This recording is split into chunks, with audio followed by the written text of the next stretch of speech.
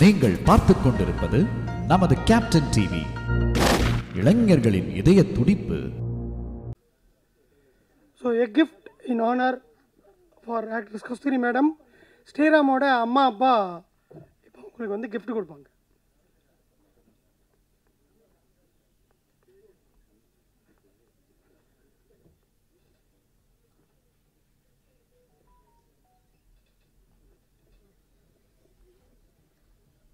Sriram sir நீங்க போங்க sir. அவங்களுக்கு மரியாதை அவங்க தம்பதியரா கொடுக்கட்டும்.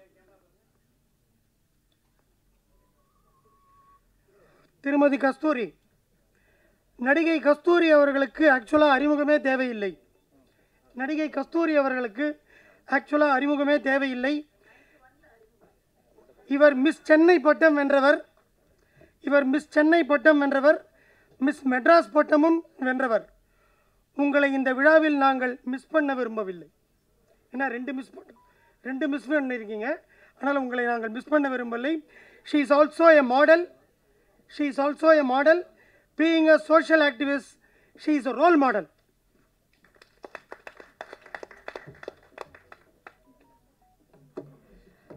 அனைவருக்கும் இனிய காலை வணக்கங்கள். மேடையில் இருக்கக்கூடியவர்கள் அனைவரையும் ஒவ்வொரு வார்த்தைகளில் நான் முதல்ல பாராட்டிடுறேன், வாழ்த்திடுறேன். முதல் வாழ்த்து வானரன் என்ற இந்த படத்தின் தயாரிப்பாளினி திரு ராஜேஷ் மற்றும் திருமதி சுஜாதா ராஜேஷ் அவர்களுக்கு. இன்றைய காலச்சூழலில் இப்படி ஒரு முயற்சியை எடுப்பதே வந்து ஒரு பாராட்டத்தக்க விஷயம். உங்களுக்கு முழுக்க, ஏன்னா மற்றவங்க எல்லாருமே படத்தில் வந்து வேறு விதமாக கான்ட்ரிபியூட் பண்ணுவாங்க. நீங்கள் தான் முழு ரிஸ்க் எடுத்து அந்த விஷயத்தை செய்கிறதுனால உங்களுக்கு முதற்கண் ஒரு வாழ்த்துக்கள். அப்புறம் நடிகர் விஷால் அவர்கள் இது வரைக்கும் திருமணமே செய்ய மாட்டேன் அப்படின்னு ஒரு கொள்கைக்காக இருந்தார். அவர் நடிகர் சங்க கட்டடம் எழும்பாமல் நான் கல்யாணம் பண்ண மாட்டேன்னு சொன்னார். அவர் கூட இன்றைக்கி வந்து தன்னுடைய மணமகளின் பெயரை வந்து அறிவிச்சிட்டாரு. அதனால் இயக்குனர் திரு ஸ்ரீராம் அவர்கள், நீங்கள் வந்து உங்களுக்கும் கூடிய சீக்கிரம் அந்த மாதிரி ஒரு நல்ல ஒரு திருமணம் நடக்க வேண்டும் அப்படின்னு வாழ்த்துறேன். ஏன்னா அவருடைய கனவு வந்து சினிமாவில் வந்து ஒரு சாதனையை செஞ்சுட்டு அதுக்கப்புறம் திருமணத்தை பற்றி யோசிக்கணும் அப்படின்னு சொல்கிறாங்க. நான் சொல்கிறேன், திருமணம் பண்ணி பாருங்கள். அந்த சவாலை நீங்கள் நல்லா சக்ஸஸ்ஃபுல்லாக எதிர்கொண்டுட்டீங்கன்னா சினிமாவெல்லாம் வந்து ஊதி தள்ளிடலாம், பிரச்சனையே இல்லை. ஸோ வாழ்த்துக்கள். அடுத்தது விழா நாயகர் திரு ஷாஜான் அவர்கள், உங்களை பற்றி விரிவாகவும் பேச போகிறேன். இருந்தாலும் ரொம்ப ஃபஸ்ட்டு அறிமுகமாக சொல்கிறேன். பாடல்களை நான் இன்றைக்கி பார்த்தேங்க. ட்ரெய்லர் ஏற்கனவே எனக்கு வந்து காமிச்சிருந்தாங்க இயக்குனர் அவர்கள். பாடலை பார்த்தேன். பாடல் ரொம்ப அழகாக செந்தமிழன் பாடல்கள் வந்து எஸ்பெஷலி அந்த ரெண்டாவது ஒரு melody song, romantic melody song போட்டிருந்தீங்க. அது ரொம்ப கேட்சியாக இருக்குது, மைண்டுக்குள்ளே அது ஓடிட்டே இருக்குது. அதோடைய பாடல் எடுத்த விதமும் சரி, ஒரு பிரிட்ஜு மாதிரி அதில் வந்து போல்ட்டு நட்டாக இருந்தது. அந்த லொக்கேஷன், அதோடைய ஃபீல், பாடலுடைய ஃபீல் மியூசிக்லேயும் சரி, வேர்ட்ஸ்லேயும் சரி, விஷுவல்ஸ்லேயும் சரி ரொம்ப அழகாக கன்வே ஆகிருந்தது. வாழ்த்துக்கள். இப்போ வந்து மேடையில் இருக்கக்கூடிய எல்லாரை பற்றியும் ஓரளவுக்கு நான் டக்குன்னு பேச முயற்சி பண்ணுறேன். நான் வந்து அவங்களுடைய கிரேட்னஸ் ஆர்டரில், குரோனலாஜிக்கல் ஆர்டர், ஆல்ஃபபெட்டிக் ஆர்டர்னு சொல்லுவாங்க. அதே போல் ஒருத்தங்களுடைய அவங்களுடைய அந்தஸ்து, அவங்களுடைய விஐபி ஸ்டேட்டஸ் ஆர்டரில் வந்து சொல்லுவாங்க. நம்ம அந்த மாதிரி எந்த ஆர்டரும் சொல்லலை. இருக்கிறதுலையே வயசு கம்மியிலேருந்து ஆரம்பிக்கிறோம். ஸோ நான் அந்த ஆர்டரில் போகும்போது நீங்கள் புரிஞ்சுக்கலாம், நீங்கள் அதுக்கு அடுத்தது ரொம்ப இளையவர் அப்படின்னு நீங்கள் வந்து புரிஞ்சுக்கலாம். அந்த ஆர்டரில் தான், நான் வயசு ஆர்டரில் தான் போக போகிறேன். ஸோ ஆப்வியஸ்லி ஃபஸ்ட்டு வந்து குட்டி பாப்பா ஸ்ரீவர்ஷினி, தூள் கலப்பிடிங்க. அவங்களுக்கு வந்து இப்போ ரொம்ப பசிக்குது, அதனால் அதுக்காகவாவது ரொம்ப சுருக்கமாக பேசணும் அப்படின்னு. நான்லாம் பேசணுன்னா கொஞ்சம் நிறைய சொல்ல வேண்டியிருக்கு, இருந்தாலும் அதில் மேக்ஸிமம் சுருக்கமாக பேசுகிறோம். குட்டி பாப்பா, நான் உங்களுக்கு வந்து இப்போவே பாராட்டு சொல்லிட்டேன். நான் பேசி முடிக்கிறதுக்குள்ளே எங்கே உங்கள் அப்பா அம்மா போய் அதுக்கு கொஞ்சம் உணவு ஊட்டி கூட்டியாங்க. செம்ம க்யூட்டு. போங்க சாப்பிட போங்க. ஏன்னா 5 வயசு அந்த பாப்பாவுக்கு எவ்வளோ டிசிப்ளின் பாருங்களேன். இங்கே நம்ம எல்லாருமே வந்து பசிக்குதே போகலாமா இல்லையா, கஸ்தூரி எப்போ பேசும் எப்போ முடிக்கும் அப்படி யோசிச்சுட்டு இருப்பீங்க. அந்த பாப்பா உட்கார்ந்த இடத்துலையே நம்ம கதாநாயகருடைய மடியில் உட்கார்ந்த இடத்துல எந்த ஒரு முக சுளிப்பும் இல்லாமல் அவ்வளோ சமத்தா நல்லா வளர்த்துருக்கீங்கம்மா பாப்பாவை வந்து. அது ஒரு சைல்டு ப்ராடிஜி. நல்லா வருவீங்க, வாழ்த்துக்கள். நம்முடைய இந்த படத்தின் கதாநாயகன் எங்கள் அபிமான நடிகர் பரம்பரையில் ஒரு வாரிசுங்கிறது வந்து எல்லா இடத்துலையும் அது கண்டிக்கக்கூடிய விஷயம் கிடையாது. சில இடங்களில் அது வரவேற்க வேண்டிய விஷயம். அப்படி வருக வருக என்று வரவேற்கிறோம் திரு பிஜேஷ் நாகேஷ் அவர்களை. இங்கே பார்க்குறதுக்கு இங்கே செம்ம கிளாமராக வந்திருக்கிறாங்க. படத்தில் வந்து கதையின் நாயகனாக வாழ்ந்திருக்கிறாங்க. அவர் வந்து தன்னுடைய பாட்டி பேரை வந்து சொல்லாமல் வெட்கப்படுறதும், அதே போல் கணக்கில் நல்ல மார்க் வாங்கணும் தானே கேட்டிருக்க அப்படிங்கிறதும், நம்ம 2 பேரும் கல்யாணம் பண்ணிக்கிட்டா என்னன்னு கேட்குறதும், உங்களுடைய அந்த சிரிப்பு, அந்த வெள்ளந்தியான ரியாக்ஷன்ஸ் அதெல்லாம் ரொம்ப நல்லா இருக்குங்க. நம்ம பார்த்தது இந்த ஒரு சாம்பிள் தான். அந்த சாம்பிளே வந்து ஒரு சோறு, ஒரு பானை சோற்றுக்கு பதம்ங்கிற மாதிரி ரொம்ப நல்லா பண்ணியிருக்கீங்க. நல்ல அர்த்தமுள்ள கதாபாத்திரங்களை அடைந்து சினிமாவில் ஒரு நல்ல இடத்துக்கு வரணும். உங்களுடைய தாத்தா பெயரையும் உங்களுடைய தந்தை பெயரையும் நிலையாட்டணும் அப்படின்னு நான் உங்களுக்கு வாழ்த்துக்கிறேன். ஐயா ராம்ஜி அவர்கள், மக்கள் குரல் ராம்ஜி அவர்களுக்கும் எனக்கும் வந்து ஒரு நன்றி கடன் இருக்குது எனக்கு அவருக்கு. முதலாக நான் தமிழ் சினிமாவுக்கு வந்தபோது அவருக்கு தெரியும், எனக்கு தெரியும், உங்கள் யாருக்கும் தெரியாது. நான் வந்து என்னுடைய முதல் படம் ஆத்தாவன் கோயிலிலே திரு கஸ்தூரி ராஜா அவர்கள் தான் என்னை அறிமுகப்படுத்தினார். அவருடைய குலதெய்வம் பேர் கஸ்தூரியை தான் எனக்கு சூட்டினார், அழகு பார்த்தாரு. ஆனால் கஸ்தூரி ராஜா அவர்களுடைய எழுத்தில், அவருடைய உருவாக்கத்தில் நான் வேற ஒரு படத்தில் தான் முதல்ல நடித்தேன். அப்போ முதல்ல நடித்த அந்த படத்திலேருந்து ஸ்டில்ல முதல்ல போட்டது ராம்ஜி அவர்கள் தான். அந்த படம் வந்து வரல. உங்களுக்கு ஞாபகம் இருக்குது, எனக்கு ஞாபகம் இருக்குது. அந்த படம் டேக் ஆஃபே ஆகலை. சில நாட்கள் படப்பிடிப்பு நடந்தது. அதுக்கப்புறம் தான் நான் வந்து ஆத்தாவன் கோயிலில் நடித்தேன். ஸோ கஸ்தூரியாக மாறுவதற்கு முன்னிலிருந்து என்னை பார்த்து என்னுடைய நலம் விரும்பியாக இருக்கக்கூடியவர் ஐயா, வணக்கம். இங்கேருந்து காலை நான் வணங்கிக்கிறேன். சார் பேர் என்னங்க? எனக்கு வந்து உங்கள் பேரை விட மதன் அப்பா அப்படின்னு தான் இப்போ வந்து ரெஜிஸ்டர் ஆகிருக்குது. ஏன்னா அடுத்த ஒரு மிகப்பெரிய ஒரு கதாநாயகன் ஒருத்தரை வந்து வீட்டிலேயே வச்சிருக்கிறாரு. அவர்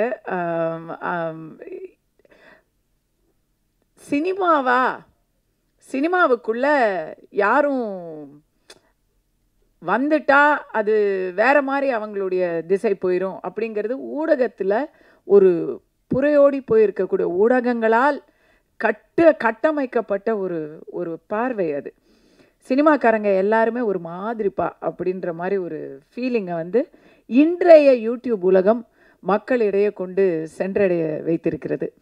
ஆனால் சினிமாவை நல்லா தெரிஞ்சவங்க, உள்ளே இருக்கிறவங்க எல்லாருக்குமே தெரியும், நாங்கள் எல்லாருமே குடும்பம்னு சொல்லும்போது அதில் எல்லாருமே தன் அப்பா, சித்தப்பா, அம்மா, அண்ணி, அக்கா எல்லாரை விட சகோதரிகள் தான் அதிகமாக இருப்பாங்க. சினிமாவில் ஒரு கால் டாக்ஸியில் போகக்கூட பயப்படுவோம். ஆனால் யூனியன் டாக்ஸியில் எங்களோட நைட்டு முழுக்க இங்கே ஒரு ஷூட்டிங் முடிச்சுட்டு நைட் ட்ராவல் நம்ம யூனியன் டிரைவர் சகோதரர்களோடு போவோம். அது வந்து அவ்வளோ ஒரு பத்திரமான பாதுகாப்பான ஒரு விஷயமா இருக்கும். இங்கே நான் அதை வந்து திமிராவே சொல்கிறேன், பெருமையாக சொல்கிறேன், திமிரா கூட சொல்கிறேன். எத்தனையோ பாலியல் வன்முறைகள் அது இதுன்னு செய்திகளில் சினிமாவை பற்றி கிசு எழுதுறவங்க யோசிச்சு பாருங்க. செய்திகளில் வரக்கூடிய விஷயங்கள் எல்லாத்திலையுமே வந்து பலவிதமான பப்ளிக் பர்சன்ஸ் வந்து இன்வால்வ்டாக இருப்பாங்க. எங்கேயாச்சும் சினிமாவில் ஒரு பாலியல் வன்முறை நடந்திருக்கு, ஒரு காரில் போனாங்க, அந்த கார் டிரைவர் அத்துமீறினாரு, இல்லை ஒரு தொழிலாளர் அத்துமீறினாரு, இப்படி எங்கேயாவது நீங்கள் கேள்விப்பட்டிருக்க முடியுமா? டெய்லி என் ஸ்டாஃப் எல்லாம் வந்து என்னுடைய மேக்கப் நிபுணர், என்னுடைய சிகை அலங்கார நிபுணர், என்னுடைய காஸ்டியூமர் எல்லாருமே ஆண்கள் தான். ஒரு கவர்ச்சியாக தோற்றம் அளிக்கணும் அப்படின்னு சொன்னால் அந்த உடைய அந்த நேரத்தில் அந்த இடத்துல வந்து தைக்கிறவங்க கூட எனக்கு வந்து ஆண்கள் தான். அவங்க தான் எனக்கு சகோதரர்களாக. ப்ரொஃபஷனலிசம் அப்படிங்கிறது சினிமாவில் கற்றுக்கணும். எல்லாரும் என்னை கேட்டாங்க, நேற்று கூட ஒருத்தர் கேட்டார், அமைதிப்படையில் நீங்கள் அல்வா வாங்கின அனுபவம் எப்படி இருந்துச்சுங்க அப்படின்னு. நான் 2 விஷயம் சொன்னேன். இந்த அனுபவத்தை யாருமே சத்யராஜை கேட்குறது இல்லை, என்ன தான் கேட்குறாங்க அப்படின்னு. பட் முக்கியமாக என்னென்னா இங்கே டைரக்டர் பேரரசு அவர்களுக்கெல்லாம் தெரியும், அந்த ஒரு சுட்டெரிக்கும் பாறையில் 1 மணிக்கு பிரேக்குக்குள்ளே சீனை முடிக்கணும். நமக்கு சூடு முதுகு முழுக்க அப்படியே வேகுது. அதில் வந்து நம்ம எக்ஸ்பிரஷன்ஸ் வேறு மாதிரி ரியாக்ஷன்ஸ் கொடுக்கணும்.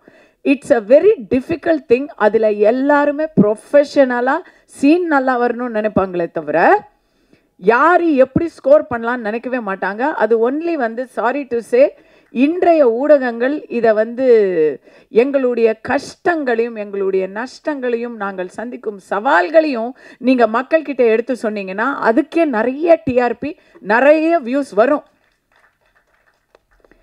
தேவையில்லாமல் ஃபேக் நியூஸ் சொல்லி பொழப்பு நடத்த வேண்டிய அவசியமே இல்லை. நல்லது சொல்லியே டாக்டர் ராஜ்குமார் சொன்ன மாதிரி எதிர்மறையான விஷயங்கள் நிறைய சொல்லும் பொழுது நேர்மறையான விஷயங்களை சொல்லுங்களேன்.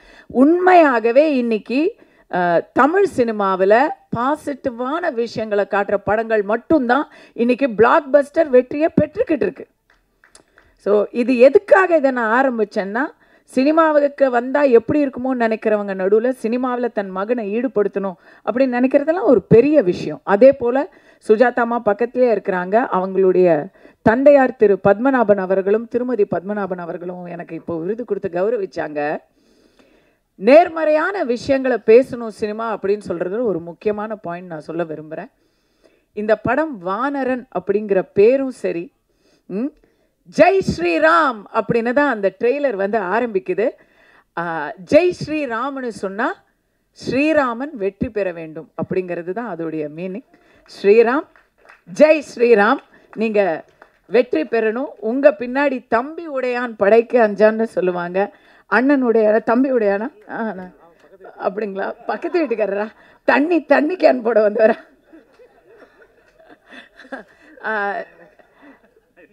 ஜெய் ஸ்ரீராம் அப்படிங்கிறது அவருக்கு பர்சனலாக ஒரு வெற்றியை தர வேண்டும் என்று சொல்லும் அதே வேளையில் 2 விஷயத்த சொல்ல விரும்புகிறேன். ஒன்று, இன்னைக்கு வந்து சமீப காலத்தில் எல்லாருமே டூரிஸ்ட் ஃபேமிலியை பற்றி பேசுகிறாங்க.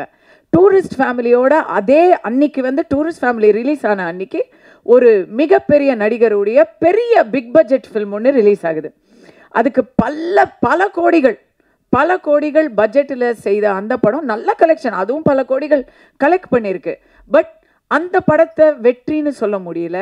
டூரிஸ்ட் ஃபேமிலி எங்கேருந்தோ யாருமே எதிர்பார்க்காம வந்து அந்த படம் வந்து ஒரு சூப்பர் டூப்பர் ஹிட் அடிக்கும் பொழுது என்ன ஆகுது, சினிமா இண்டஸ்ட்ரிக்கு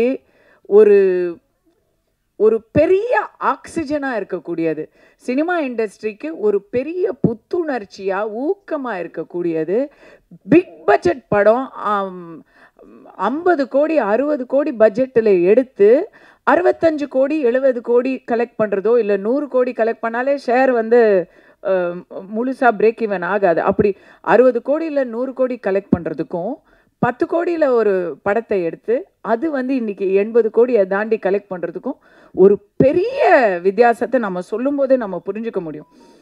இன்றைக்கு இவர் வந்து ஒரு பட்ஜெட் சொல்லலாமா, நீங்கள் சொல்லலாமா, சில கோடிகள் அப்படி சொல்லுவோமே, சில கோடிகள் ஒரு கைக்குள்ளே அடக்கக்கூடிய அளவில் ரொம்ப பார்த்து எடுத்திருக்கிறார் ஒரு படம். இந்த படம் ஓரளவு நன்றாக ஓடினாலே இந்த படத்தில் முதலீடு பண்ணுறவங்க எல்லாருக்கும் அது ஒரு பெரிய லாபத்தை எடுத்து கொடுக்கும். அதுக்கு இன்றைக்கு மாமன்கிற படத்தையும் நம்ம சொல்லலாம். நான் ஒரு படம் நடிச்சிருக்கேன், டிடி நெக்ஸ்ட் லெவல், அதுவும் நல்லா போய்கிட்டு இருக்கு. பட் அந்த படம் வந்து கொஞ்சம் அதிகமான பட்ஜெட். ஸோ பெரிய பட்ஜெட் வந்து பெருசாக ஓடுறதுக்கும் சின்ன படங்கள் வந்து நல்லபடியாக ஓடுறதுக்குமே வந்து சின்ன படங்கள் நல்லபடியாக ஓடுறது தான் தமிழ் இண்டஸ்ட்ரியை நீண்ட கால ஒரு அனுகூலமாக நீண்ட கால லாபத்துக்கு வழிவகுக்கும். பட் சின்ன படங்களை மக்கள் பார்க்க ரெடியாக இருந்தால் கூட இதெல்லாம் ஓடிடியில் வந்துருமே, ஓடிடிலேயே பார்த்துக்கலாமே, எதுக்கு தேட்டருக்கு போகணும்னு நினைப்பாங்க. அதுக்கு காரணம் ஒரு மிகப்பெரிய படத்துக்கும், பெரிய படம்னு நான் சொல்கிறது பட்ஜெட்டில், ப்ரமோஷனில், விளம்பரங்களில் ஒரு யூனோ அந்த மாதிரி ஒரு பெரிய ஒரு பேக்கிங் இருக்கிற படம் வந்து எல்லாருக்கும் விளம்பரம், எதிர்பார்ப்பு எல்லாமே இருக்கும் இல்லையா, ஸ்டார் வேல்யூ. அதுக்கு படத்துக்கும் ஒரு புதியவர்கள் முயற்சிக்கும் ரெண்டுத்துக்கும் டிக்கெட் விலை பார்த்தீங்கன்னா ஒன்றே தான். அதே டிக்கெட் விலையே நாம் வந்து ஒரு தேட்டருக்கு போகிறோம், அப்போ எதுக்கு செலவழிக்கணும் அப்படின்னு மக்கள் யோசிக்கிறது வந்து ஒரு நியாயமான ஒரு யோசனை தானே. ஆனால் ஓடிடியில் பார்த்துக்கலாம் நீங்கள் வெயிட் பண்ணிங்கன்னா அந்த படத்துக்கு இன்றைக்கி யதார்த்த நிலைமை என்னென்னா, ஓடிடி தேட்டரில் நீங்கள் வந்து படத்தை ரிலீஸ் பண்ணுங்கள், தேட்டரில் ரிலீஸ் ஆனால் ஓடிடியில் வாங்கிக்கிறோம். இல்லைன்னா நீங்கள் இந்த ஓடிடிலையுமே வந்து ஸ்டார் படம் அது வந்து தேட்டரில் ஃப்ளாப் ஆனால் கூட, தேட்டரில் வரவேற்பை பெறாவிட்டால் கூட, எங்களுக்கு தெரிஞ்சவங்க நடிச்சிருக்கிறாங்க, அது எங்களுக்கு நல்லா ரெக்கக்னிஷன் இருக்கிற ஸ்டார்ஸ் நடிச்சிருக்கிறாங்க, அதை வந்து நாங்கள் ஈஸியாக வாங்கிடுவோம். பட் நீங்கள்லாம் புதிய முயற்சி, அதனால் நீங்கள் தேட்டரில் மக்களுடைய வேர்டிக்டை எடுத்துக்கிட்டு வாங்க அப்படின்னு ஓடிடி தளங்கள் சொல்கிறாங்க இன்றைய வியாபார யதார்த்தத்தில். அந்த மாதிரி ஒரு விஷயம் இருக்கும் பொழுது தேட்டர்களில் சின்ன படங்கள் வரணும். சின்ன படங்களால் தேட்டர்களுக்கும் வந்து ஒரு லாபம் இருக்கணும், இவங்களுக்கும் ஒரு ஊக்கம் இருக்கணும் அப்படின்னு சொன்னால், இன்றைக்கி ஃபஸ்ட்டு எல்லா திரையரங்குகளுமே ஒரே ஒரு ஏறக்குறைய ஒரு மோனோபலி மாதிரி தமிழ்நாட்டில் இருக்குது அப்படின்னு நான் நினச்சிட்டு இருந்தேன். அதுக்கு வந்து ராஜேஷ் அவர்கள் ராஜேஷ் அவர்கள் எனக்கு சொன்னாங்க, அது வந்து அப்படி இல்லை, நம்மளும் வந்து இதில் ஃபோரே பண்ணுவோம் அப்படின்னு. ஒரு பக்கமாக தான் படங்கள் வரணும் அப்படின்ற ஒரு தாட்டை முறியடித்து நாங்களும் இந்த ரேஸில் கலந்துக்குவோம் அப்படின்னு சொல்லி வர்றதே வந்து ஒரு பெரிய தைரியம். ராஜேஷ் அவர்களுக்கு உங்களுக்கு வந்து நம்ம வந்து பாராட்டில் சல்யூட் பண்ணுறோம். அப்படி வர்ற படங்கள் ஒரு புதிய முயற்சியாக இருந்தால், அது ஒரு நல்ல முயற்சியாக இருந்தால், அதுக்கு தேட்டரில் வந்து இது திரையரங்க உரிமையாளர்கள்கிட்ட நான் ஒரு கோரிக்கையாக சொல்கிறேன், டிஃப்ரென்ஷியல் ப்ரைஸிங் வச்சுக்கோங்க. இதுக்கும் அதே 150 ரூபாய் டிக்கெட் வைக்காதீங்க. இது எப்படியும் ஷேரிங் பேசிஸில் தான் படத்தை வெளியிட போகிறோம். அதில் வந்து திரைப்படத்தின் தயாரிப்பாளர் அவங்க டீம் வந்து அதை ஒத்துக்கொள்ளும் பட்சத்தில், அதை விநியோகிக்கும் தரப்பினர் ஒத்துக்கொள்ளும் பட்சத்தில் படங்களுக்கு வந்து 60 ரூபாய் டிக்கெட் வைக்கலாம். ஒரு ஷோ ஃபாரினில் பண்ணுறாங்க. ஃபாரினில் பெரிய பெரிய மல்டிப்ளெக்ஸில் வந்து பெரிய பெரிய ஸ்டார், இன்றைக்கி வந்து டாம் க்ரூஸ் நடித்தது, அப்புறம் அந்த இதெல்லாம் வந்து நல்லா ஓடிட்டுருக்கு. அது ஒரு பக்கம் பெருசாக ஓடிட்டு இருக்கும்போது, இன்னொரு பக்கம் டிஸ்கவுண்ட் ஷோஸ் அப்படின்னு சொல்லி கன்செஷனல் ரேட்டில் சில படங்களை வந்து அதே திரையரங்கத்தில் இன்னொரு திரையில் ஓடிக்கிட்டு இருக்கும். அந்த மாதிரி ஒரு முயற்சியை திரையரங்குகள் வந்து முயற்சி பண்ணலாம். அரசு தரப்புலையுமே குறிப்பிட்ட பட்ஜெட், அதாவது டபுள் டிஜிட்டலாக போகாமல் 2 கோடி அல்லது 3 கோடி, 2 கோடி 3 கோடிங்கிறது இன்றைக்கி வந்து ஒரு சிறிய தயாரிப்புன்னு தான் கருதப்படுது. அதுக்குள்ளே எடுக்கக்கூடிய சிறிய பட்ஜெட் படங்கள் அப்படிங்கிறதுக்கு ஒரு ஊக்கம் கொடுக்கும் வகையில் அதற்கான நேற்று வந்து கேளிக்கை வரியை பாதியாக குறைச்சிருக்கிற அரசுக்கு என்னுடைய நன்றியை தெரிவிச்சுக்கிறேன். தமிழக அரசு, திரு மு.க. ஸ்டாலின் அவர்களின் தலைமையிலான தமிழக அரசு கேளிக்கை வரியை குறைச்சிருக்கிறாங்க. அதுக்கு திரையுலகம் சார்பாக நன்றியை தெரிவிக்கும் வேளையில் சிறிய படங்களுக்கு கேளிக்கை வரியை அறவே நீக்குமாறு என்னுடைய கோரிக்கையை வச்சுக்கிறேன். இது வந்து எல்லாருக்கும் நல்லதாக வரும். இது போன்ற நல்ல முயற்சிகளுக்கு இது ஒரு பெரிய ஊக்கமாக இருக்கும். இது ஒன்று. ரெண்டாவது, படங்கள், நேர்மறையான படங்கள் நான் சொன்னேன் இல்லையா, இதை இந்த இடத்துல சொல்கிறேன், பதிவு பண்ணுறேன்.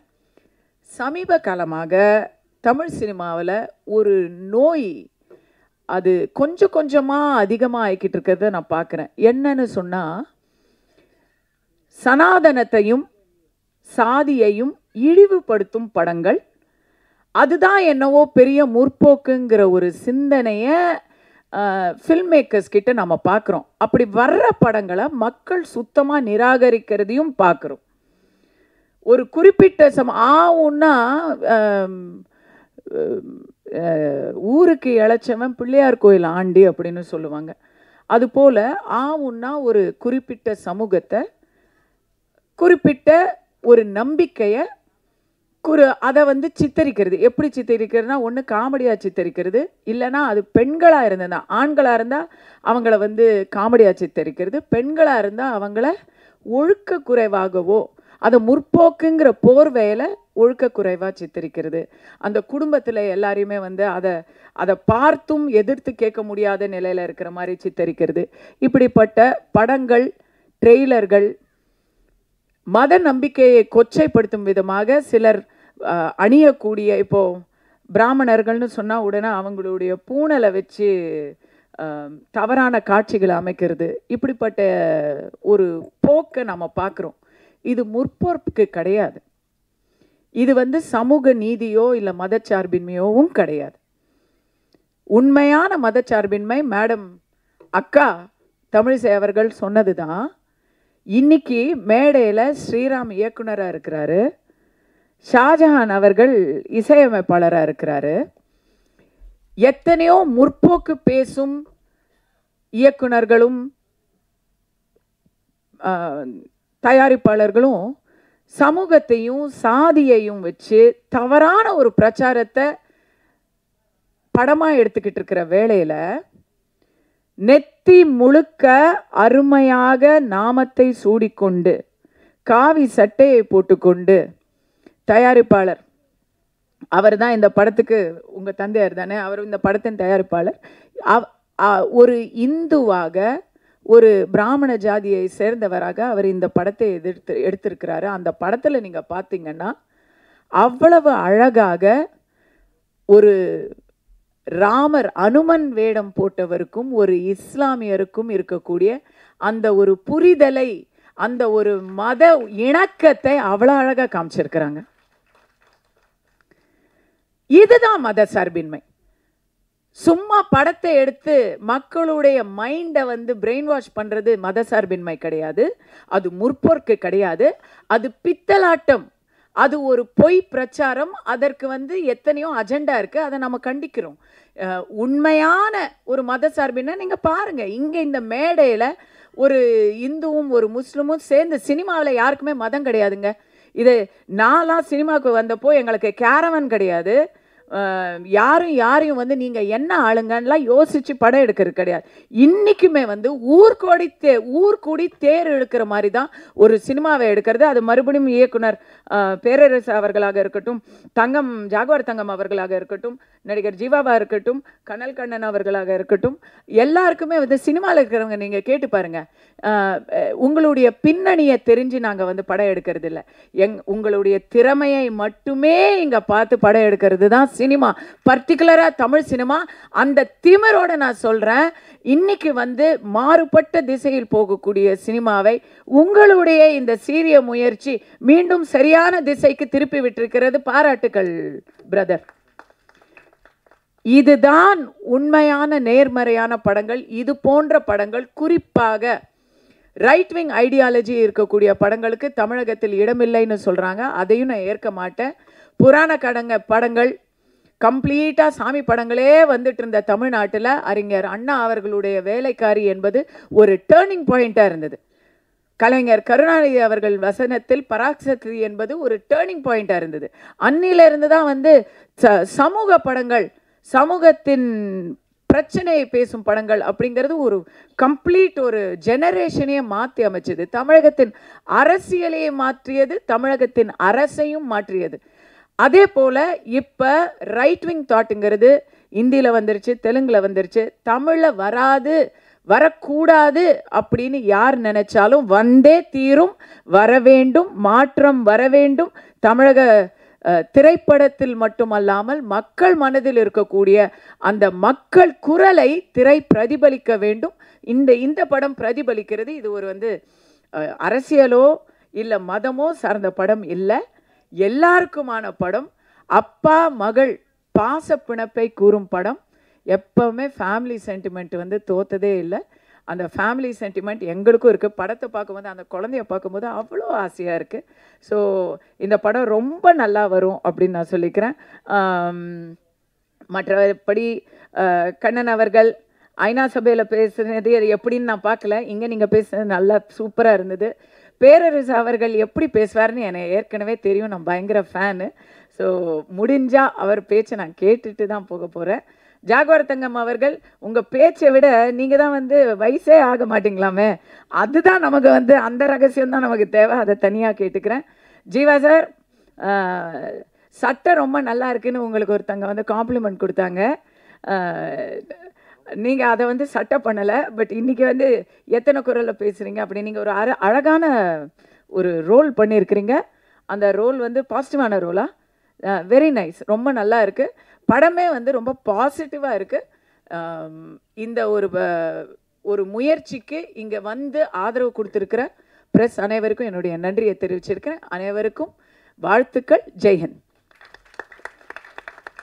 துல்லியமாக தினசரி நடப்பு நிகழ்வுகளையும் கல்வி, விளையாட்டு, அரசியல், வாழ்க்கை முறை, மருத்துவம், தொழில்துறை, சினிமா, பொழுதுபோக்கு போன்ற பல்வேறு நிகழ்ச்சிகளையும் உடனுக்குடன் காண கேப்டன் டிவி மற்றும் கேப்டன் நியூஸ் சமூக வலைத்தள பக்கங்களோடு இணைந்திருங்கள்.